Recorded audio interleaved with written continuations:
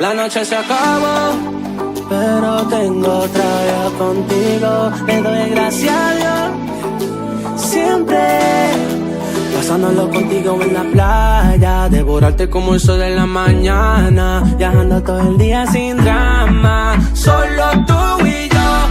Un día bonito lleno de alcohol, tomar un shot por ti, un shot para mí, un shot. Un día bonito lleno de alcohol, tomar un shot por ti, un shot para mí, un shot. Siempre lo pasamos bien lindo, lindo. Un verano contigo lindo, lindo. Ey. Me fui de vacaciones, baby, me perdí, buscando el sabor que encontré en ti. Canela con dolor de Bacardi, lo sentí, baby, me tiene desenfocado, viendo doble, bien borracho, demasiado jodido contigo. Pasándolo contigo en la playa, devorarte como el sol de la mañana, viajando todo el día sin drama, tú y yo. Un día bonito lleno de alcohol, tomar un shot por ti, un shot para mí, un shot. Un día bonito lleno de alcohol, tomar un shot por ti, un shot para mí, un shot. Un día bonito, bonito, un día bonito, bonito. Pasándolo contigo en la playa, devorarte como el sol de la mañana, viajando todo el día sin drama, solo tú y yo.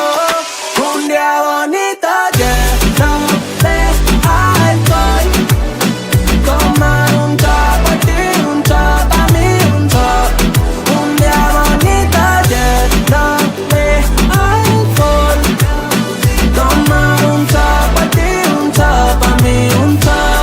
Un día bonito lleno de alcohol, tomar un shot por ti, un shot para mí, un shot.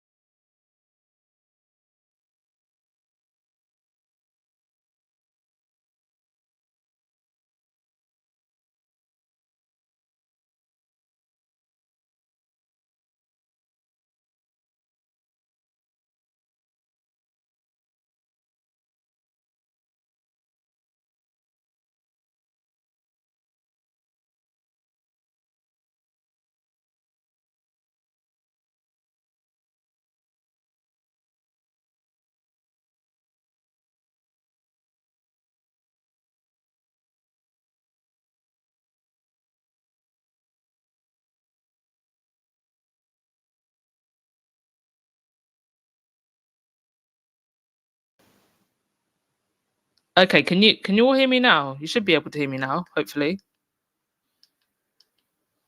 Okay, can you all hear me now? Yeah, you can hear me now. Okay.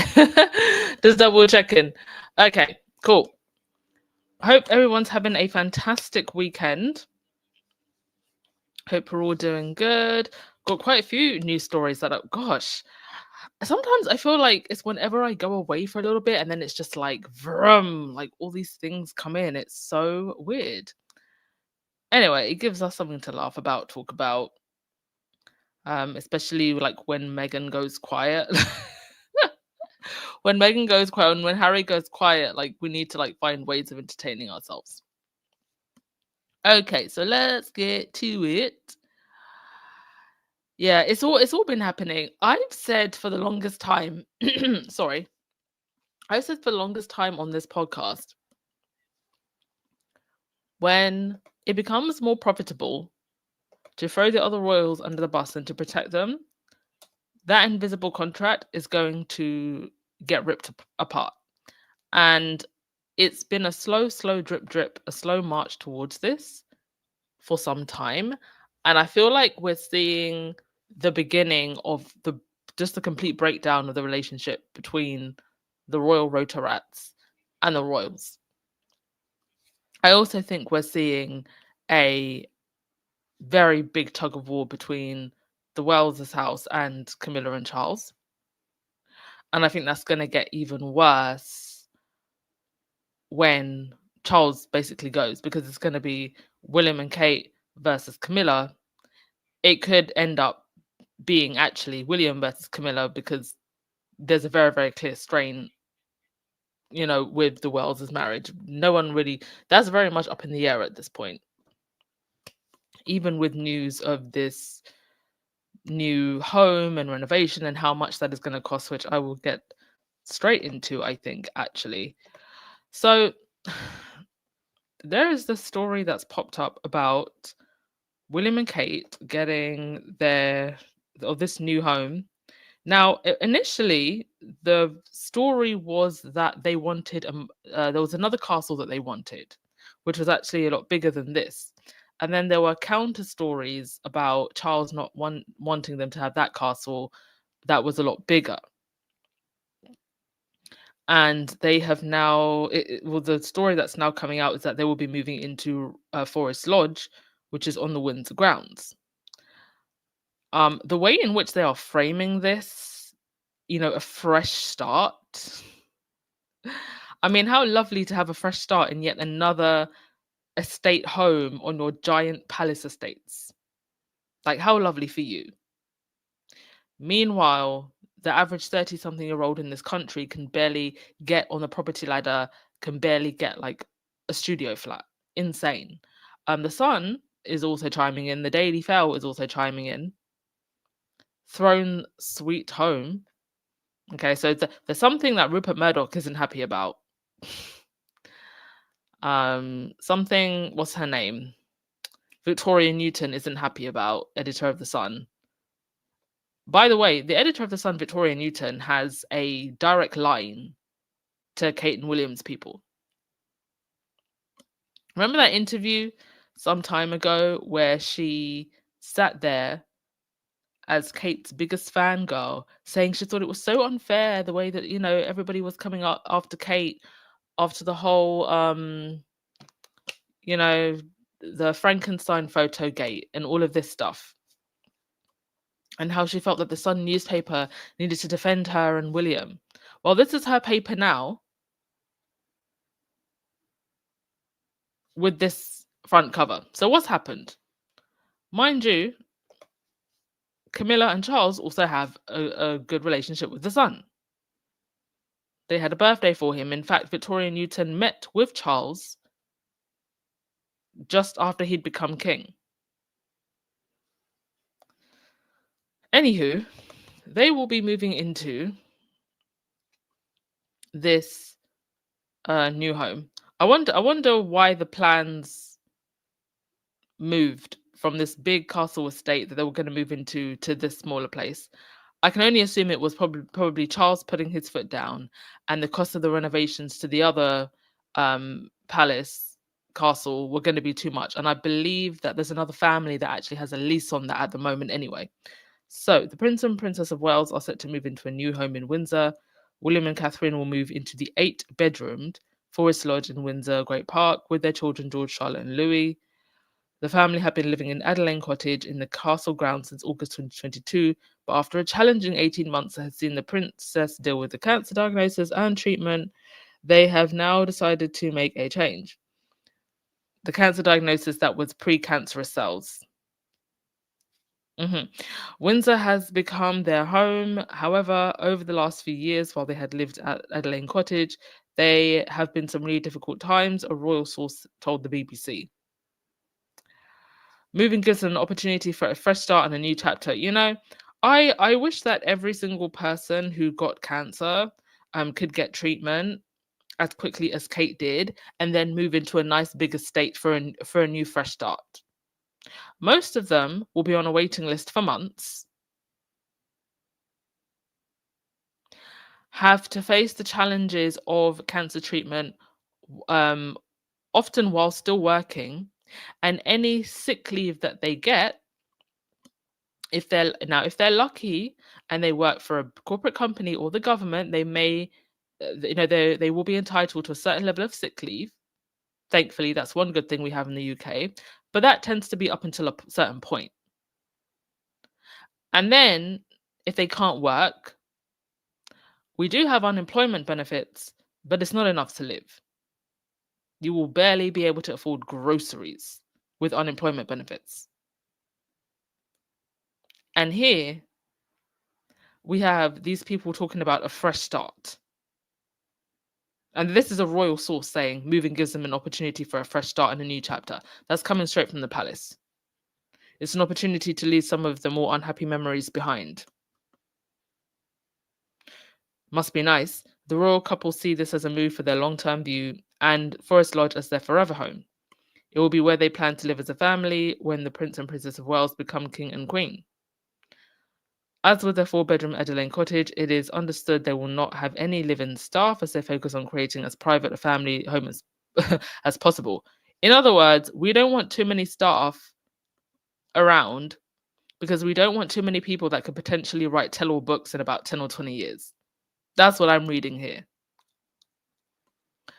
They also have homes at Amner Hall in Norfolk, where they spend much of the school holidays, and their offices remain at Kensington Palace. The move to Windsor has been a very successful one and afforded them privacy and freedom that is more difficult to find in London. Well, they need that privacy and freedom because rumor has it, ... Also, the thing about their offices being in Kensington Palace, the offices that they use for what? Because what work do these people do? So they are claiming that this move, that they are funding the move privately and they will pay market rent on the property. But tell me again where royals get their money from. I don't even know why they are having the cheek to try and frame it in that way. The Forest Lodge underwent a £1.5 million restoration works and was put on the rental market for £15,000 a month. But wouldn't they just be charging the duchy?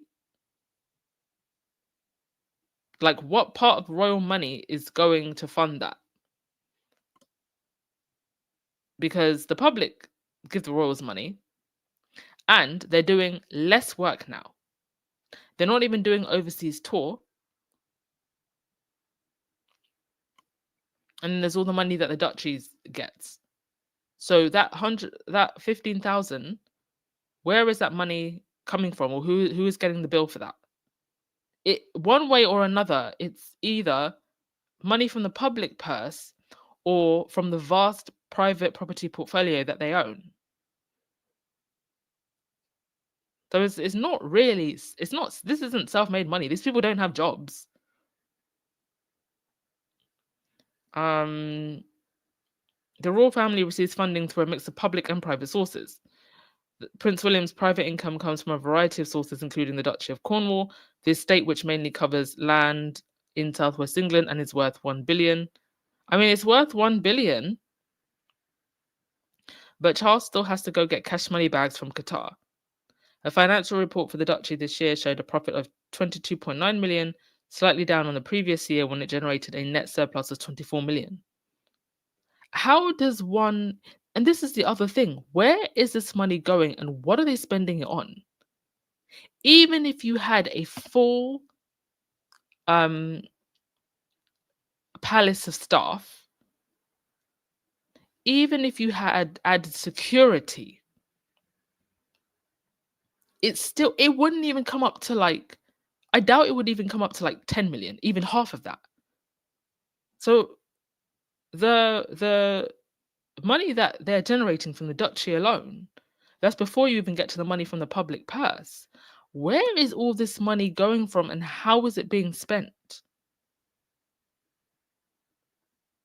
And surely even some of that would go into other investment portfolios and that money would work itself to grow, right?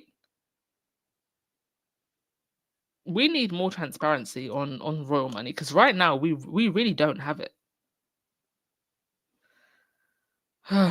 Anyway, that's that. Yet another home.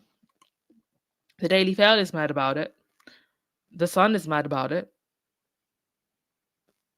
And they're saying, once upon a time, the British tabloids used to scrutinise William and Kate. What did they get in return for turning a blind eye on William and Kate and focusing on Harry and Meghan? We all know the invisible contract. That seems to be breaking down. Now, on top of that, William and Kate did not go to the 80th anniversary V-Day memorial. They just posted a message. I mean, this is literally their job, just showing up to these type of things. You know, wearing black, bowing their heads respectfully, laying down some flowers. This is literally their job. That's all they have to do. And there are many in the circle of royal supporters that don't really expect them to do anything else. Just show up for our heroes and lay down some flowers. If you're not going to do anything else, and they don't do much else, you can do that. And they can't even do that. This is why they're trying to big up people like Ford Fiesta. This Royal Central account, this is a pro-royal account, all praise the Duchess of Edinburgh, a royal who doesn't need a Netflix deal to stay relevant. The royals that do have a Netflix deal are the most relevant royals, and they're not taking up any of my taxpayer money. I would rather a royal with a Netflix deal and their own income. Thank you very much. And why are we even pretending that Sophie is relevant? The person whose literal nickname is Ford Fiesta. Hilarious. Anyway, Kate also dropped her summer video. This is part of I think this is part of a string of productions that she's been doing about the outdoors and nature and healing. The video itself contained her beekeeping. Of course it did. She's beekeeping. In the video, she's, walking, or there's other people in the video as well. Like, they included other members of the public, or rather actors. This rather slick looking production, which I still don't really understand the point of.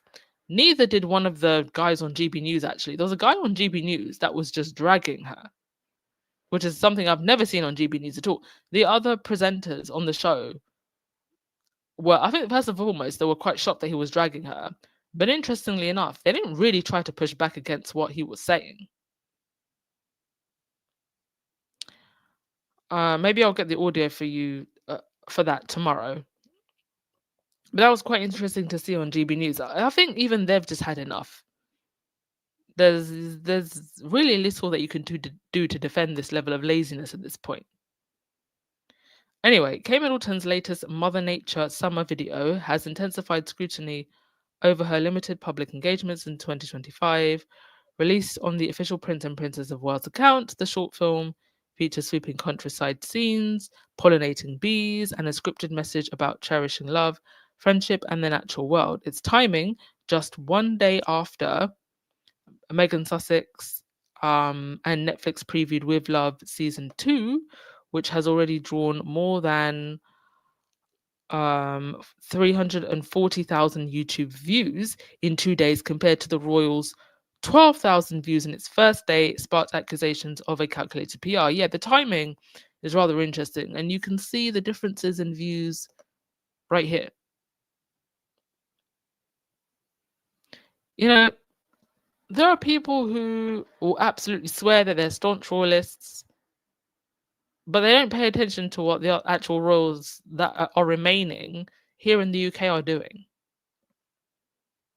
And I think it's been well established that a lot of these so-called royalists only became royal fans really just to hate on Harry and Meghan. They dislike what Harry and Meghan represents and what that stands for against what the royals typically represented. And they see that Harry and Meghan as somehow opposing that instead of actually Harry and Meghan being a vessel for change and modernity. And it's come at the cost of the royal institution.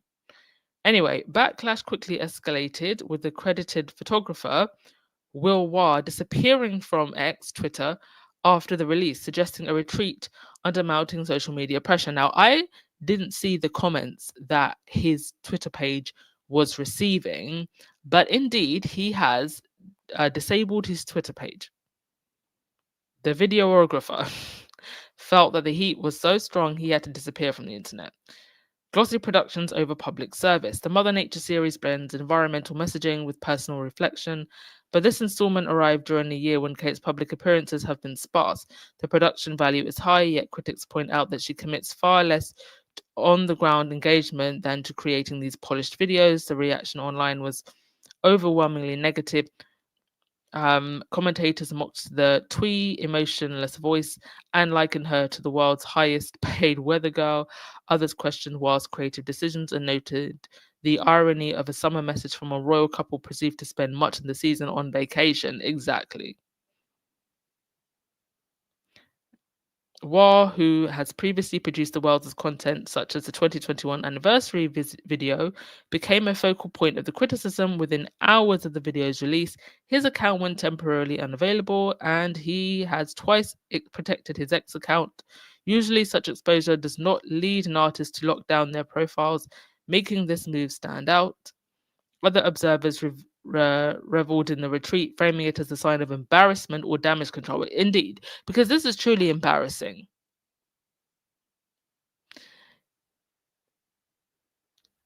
The sharp turn from the positive reception of the Wells' past projects to ridicule surrounding this video shows a growing disconnect between official royal messaging and public sentiment. The controversy comes as GB News reports that Kate and William will not attend the 80th anniversary of V-Day. They did not, with King Charles and Queen Camilla representing senior royals instead. The anniversary is a significant commemoration honoring the end of the Second World War and the few surviving veterans. And mind you, this is the audience that lives for the royals. They're not showing up for their core audience. That's a mistake. Skipping such a moment while releasing a cinematic summer message has amplified criticism that Kate's role is becoming increasingly symbolic. I mean, the royals shouldn't be anything other than symbolic, and they should not cost us hundreds of millions a year. For critics, the timing reinforces the perception that her public brand relies on controlled, curated content rather than substantive service. People are finally beginning to figure that out. Kate Middleton's Mother Nature video showcases an image of grace, beauty, and environmental awareness, yet its release has intensified criticism over her light workload, with major national events passing without her presence. Questions grow over whether high gloss productions are being used to fill the space left by reduced public engagements. And we kind of knew this was coming, even during her time away, the way that they were bigging up her return, and she may not return until after Easter, and then after Easter became way, way, way after Easter, and the type of PR that the Wales team was putting out about, this work from home royals. I mean, the audacity. Work from home. I can't even say it with a straight face. Because what do you mean a work from home royal? A work from my palace royal. Oh my God. In an era where royal relevance is under constant scrutiny, the balance between personal branding and public duty may prove decisive in shaping her long-term legacy. Listen, that legacy never started. The foundations for a legacy were never laid properly. Because Kate's royal journey began the day she was born, when her mother decided to name her Catherine, knowing that she was going to groom her to marry the highest ranking aristo possible, and that would be William. If not William, someone in those circles. But if we could get William or Harry, that was always the goal.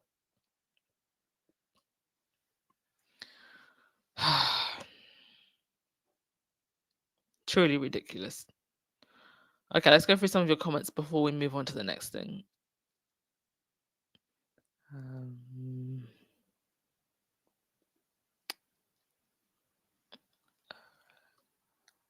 Thank you, everyone, for coming in. Almost 400 of you. Much appreciated. Henrietta, you said, is that the time she was oh gosh. I put the comment on the screen before before I read it. Well, Henrietta, listen, a lot happened during that time. And a lot was theorized about what happened during that time. And all I will say is that time will tell the truth, right? Or time will reveal all. I've always been rather careful about speculating on certain things, but time will reveal all. Antoinette, you said jealousy is going to be the death of William and Kate. Indeed. I think it kind of already is in terms of their public image. There's a part of me that also feels that there was a period in which their marriage actually found strength in their determination to destroy Harry and Meghan. But now that it's just so obvious that Harry and Meghan are flying, that's gone. And so they've reverted back to remembering that they can't stand each other. Henrietta Phillips, thank you so much for the super chat. Much appreciated.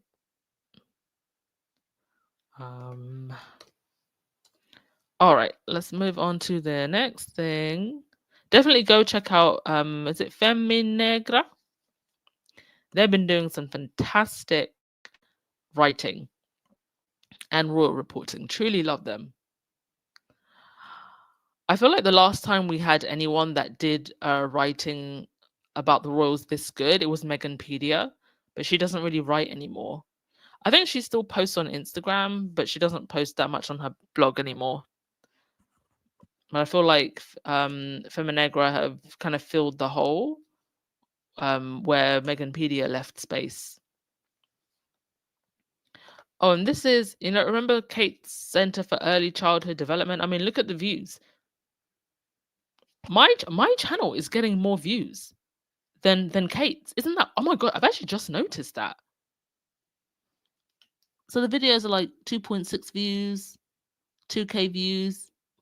Now, granted, this isn't going to be of interest to everyone. Center of Early Childhood Development, it will be interest mostly to parents. But that is still rather abysmal. There are pages, brands that focus on this that don't have a royal affiliation that are probably getting more views than this. This also kind of speaks to the lack of business and marketing smarts of the team that they have. Because if I was doing a project like this, the first people that I would reach out to, especially in the UK, would be Mumsnet. I don't know if they have reached out to them or if they've collaborated with them in any way, but that would be like my first go-to. I would do this collaboration with a website like Mumsnet. That is one of the most read online sites for parents in the UK. And then have a look at some of the other women's magazines.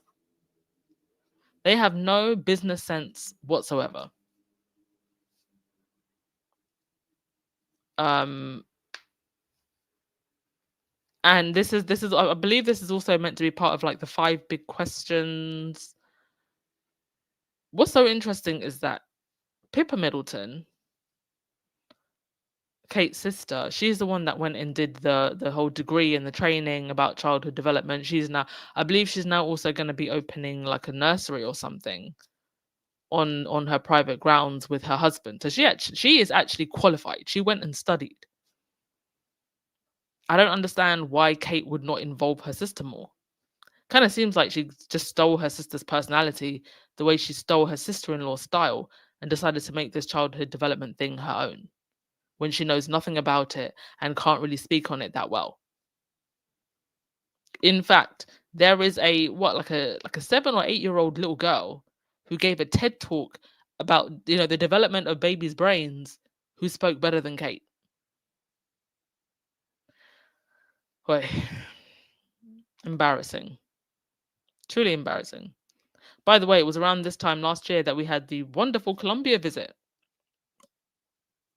And we have been told by Harry and Meghan's people from the horse's mouth that there will be more international tours. I would be I mean, we're in August, September, October, November. I would be surprised if we get another tour this year, to be honest. Archwell are still doing a lot of stuff on the ground. They're very active on the ground. In fact, I haven't reported on Archwell enough. Although Archwell doesn't report on Archwell enough, Archwell needs an Instagram page. If anybody is listening from Harry and Meghan's team, can you please make that Instagram page? I don't know why you people are dragging your feet. But Archwell's still doing lots of great stuff on the ground. And so I think we'll get like more Archwell related stuff, but I'll be surprised if they do another tour this year. Probably next year. We'll see. Harry and Meghan really do surprise us sometimes. Right, on to another thing. Charles. Charles and his portraits that nobody wants. Oh, this is interesting. So, over 46,000 public bodies spurned offer of free King Charles portrait. They didn't even want a free one, y'all. Exclusive Cabinet Office refusing Freedom of Information request to disclose exactly where the pictures did end up amid failing public support of the monarchy. So, it was a celebratory multi-million-pound scheme to mark the beginning of Charles III's reign. Free portraits of the king were offered to all public bodies, every town hall, university, hospital, even job centre. Y'all, please do not make me bust a gut. It's coming to 2 a.m. in the morning in the UK. I do not want to bust a gut laughing at the idea that they were going to put these pictures of Charles in job centres.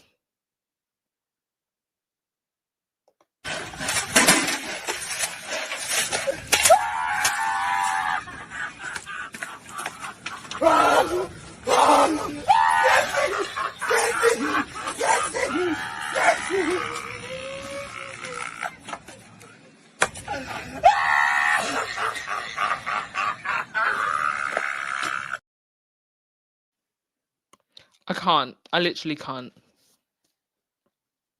So the new monarch's visage could gaze down upon his subjects, yes, while they're trying to get a job because they're unemployed. Oh, and by the way, that job isn't going to be able to pay the minimum for decent living when they get that job at the job centre while looking at a picture of Charles covered in gold.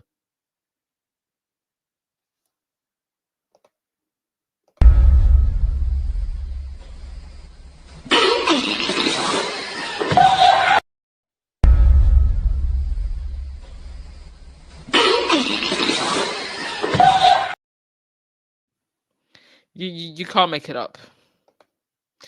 The jokes write themselves. The initiative would provide a reminder of the example set by our ultimate public servant, said the then Tory Deputy Prime Minister Olivia Dolden.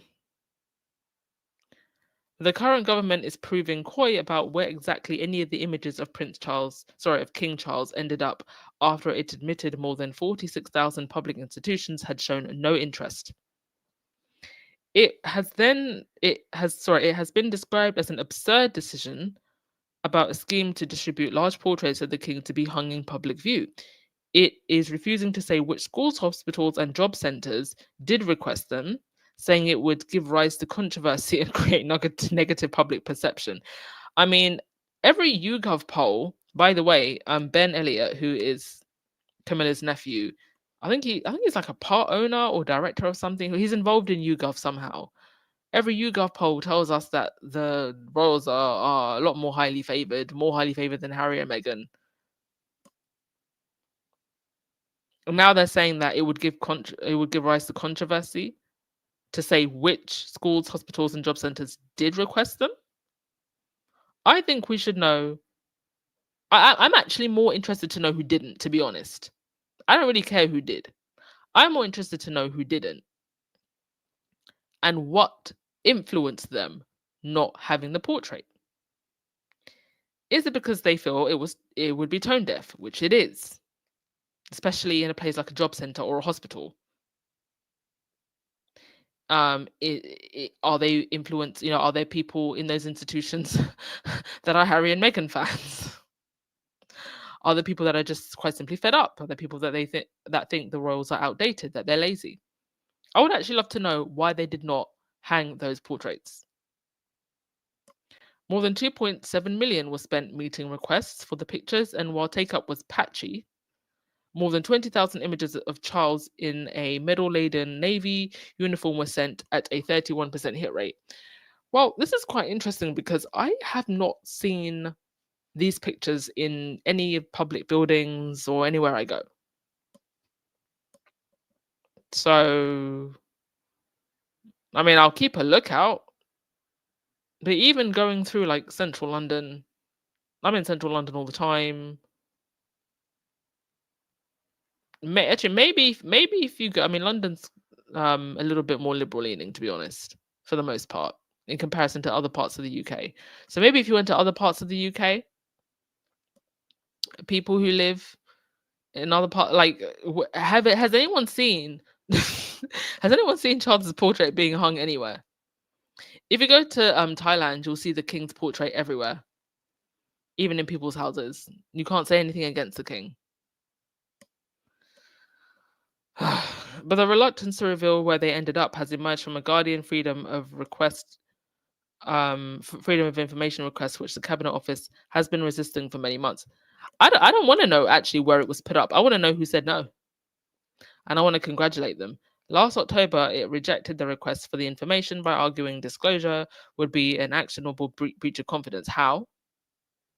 In effect, it implied a public authority which requested a portrait of the king to display in public might sue the government for revealing that it had done so. Why is it so damn serious? See, this is how you know they are feeling very, very nervous about the image of the monarchy. Because sue the government for revealing that it had done so? When The Guardian appealed on the grounds that requesting a portrait of the king funded by the taxpayer for the express purpose of being publicly displayed cannot reasonably be considered a confidential matter, indeed. There's nothing confidential about this. They're treating it as confidential because it says a lot about the image and support of the monarchy. It dropped that justification and changed tact to claim release would prejudice the effective conduct of public affairs. Oh my goodness. Sounds like we've gone back to medieval times. A different exemption under the Freedom of Information Act. Y'all, just tell us who didn't want the damn portraits. It said disclosure would be likely to trigger questions about why certain organizations requested the portrait, and by extension, why others did not. Okay, so it would trigger questions about why certain organizations requested the portrait, and the public purse strings paid 2.7 million for this. And organizations would be distracted from the operational activity by having to answer to them. By having to answer one question: why did you or why did you not hang the portrait of Charles? One royal historian said it was the latest example of the government acting to protect the reputation of the monarchy and a side of anxiety in Whitehall about further undermining the institution's reputation. Exactly. Refusal comes amid a steady decline in the proportion of the adult population who believe the monarchy is good for Britain, falling from 60% in July 2019 to 51% in March 2024, according to YouGov. The combined portion of people who thought it was either bad or neither good or bad rose in the same period from 34% to 44%. Also, bear in mind with these YouGov polls, the way they present the question affects the outcome a lot. Graham Smith, the chief executive of the anti-monarchy anti-monarchy campaign group Republic, said declining public support meant the chances of there being controversy around spending money on portraits is far more likely than in the past. Indeed, the government has already said that less than a third of eligible public institutions asked for the portrait, including only 3% of hospitals. Yeah, well, of course, because the hospitals aren't even, the NHS isn't even being funded properly. 7% of universities, and only 1 in 4 Church of England churches. Well, isn't Charles the head of the Church of England? National and local government bodies were far more enthusiastic, with 73% making requests. Anyway, this is actually quite a long article. It goes on and on and on, but you get the picture. Hilarious. Hilarious. Oh, absolutely hilarious. Dream for you too. This property has a tennis court as well as other cottages scattered around the 4,000 plus acres, including 2 converted garages near the house where I assume the staff will be housed. The staff and William, because I think that William isn't going to be sleeping on the couch. He gonna be in one of those cottages, honey.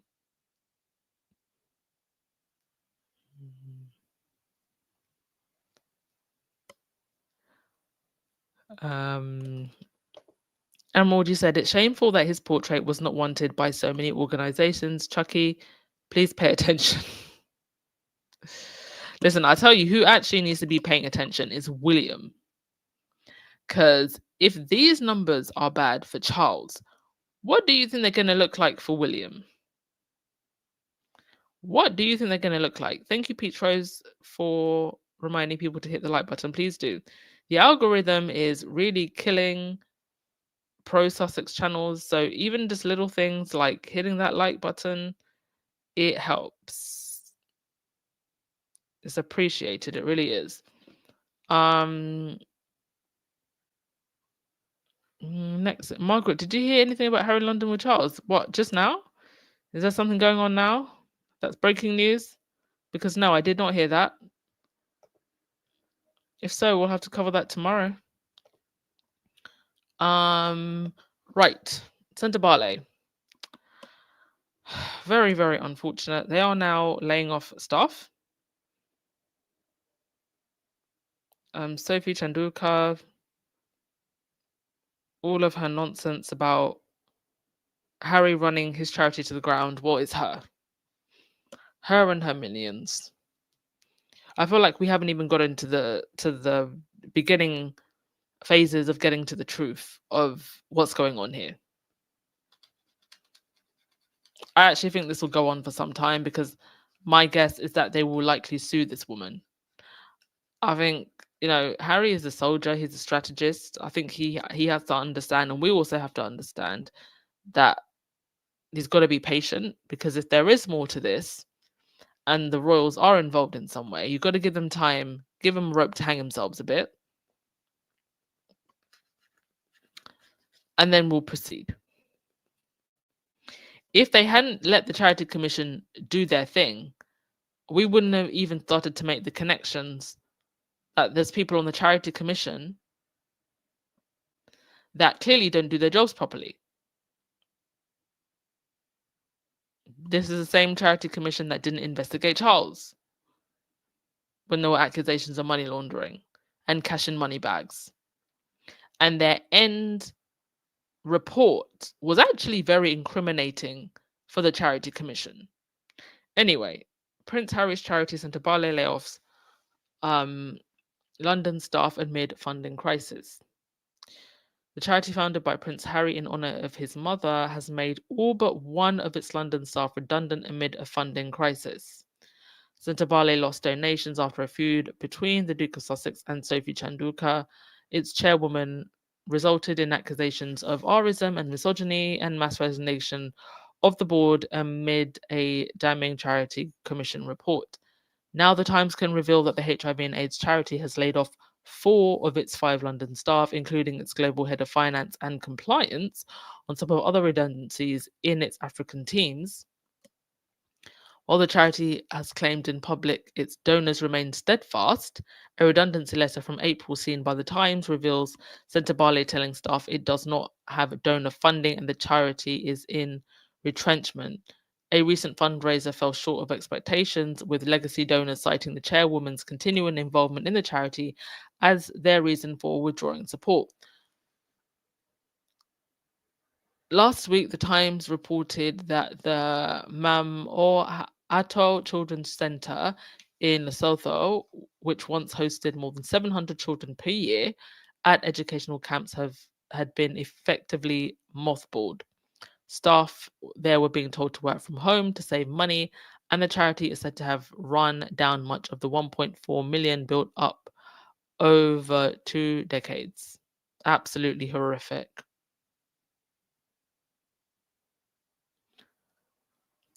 The main thing we're all waiting for are the accounts, a source said. There have been a lot of redundancies. There's people who have been let go, a lot of churn, and people have left. I think that the accounts are going to be the most incriminating thing. And if there is going to be a lawsuit, a lot is going to hinge on that. The redundancy round, which started in March, resulted in at least 24 staff leaving the charity and its program. The charity confirmed. It said funders responsible for 2/3 of its income had remained steadfast and insisted any other difficulties with raising money were the result of the adverse media campaign launched by the Duke and former trustees. If Sophie Chanduka was to step down right now, the money would go flooding back. The money's not coming in because of her. Problems began when the board challenged Chanduka over a 400,000 bill for its consultants. Okay, if you've been around long enough, you know the backstory of all of this. She then went on a giant media campaign, Sky News. I believe that Sky News interview is also going to be very incriminating because she claimed that Sentebale was no longer focused on HIV and AIDS, that Africa did not need to be focused on HIV and AIDS, only for her to put Sentebale on her website talking about how they've assisted with Sentebale under the umbrella that they're a HIV and AIDS charity. And Nandi Sciences, by the way, her crap startup focuses on autoimmune disorders. What an ugly web this woman has weaved. This cockroach has weaved. So there you go. They believe Chanduka had run the organization into the ground and that her initial request of £2,200 a day rate as chairwoman, later withdrawn, had infuriated staff. I mean, the audacity. The absolute audacity. Okay, this is actually my working theory at this point. I think that she tried to siphon money from Sentebale. That didn't quite go to plan the way that she wanted. She was also siphoning money to her, friends and business links under the guise of consultancy. But it wasn't what she wanted. And then perhaps this is where, to get what she wanted, dark forces were introduced. That's my working theory at this point. All right, we are going to leave things there. Thank you as always, folks. You have been fantastic.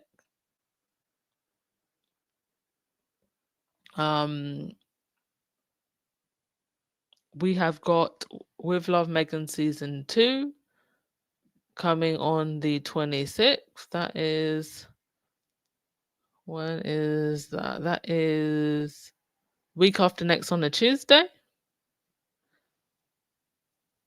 So that is what we've got to look forward to on this lovely August.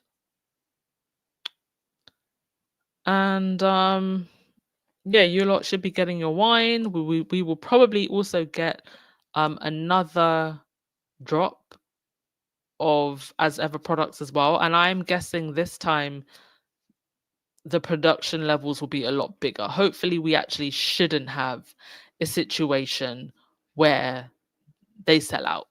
And Megan said that they wanted to avoid this. So lots of great stuff to look forward to. I will see y'all hopefully tomorrow. Love you all. Ciao.